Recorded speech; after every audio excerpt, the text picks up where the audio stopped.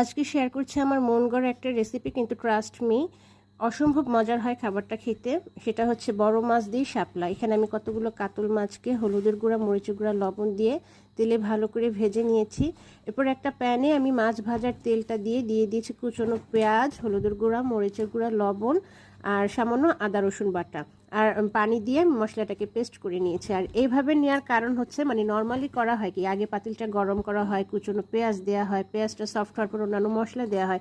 কিন্তু যেহেতু এটা স্টিলের প্যান এবং তলাটা খুবই পাতলা, আমি এই প্রক্রিয়া অবলম্বন করতে গেলে আমার মশলাটা পুড়ে যেত।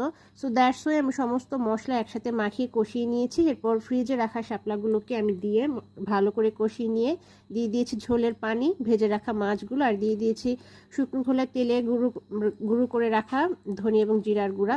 এবারে সামান্য একটু নেড়ে চেড়ে লবণটা চেখে দেখে আমি ঢেকে দিয়েছি। ঘন হয়ে গেলে নামিয়ে নিলেই হয়ে গেল শাপলা দিয়ে কাতল মাছ।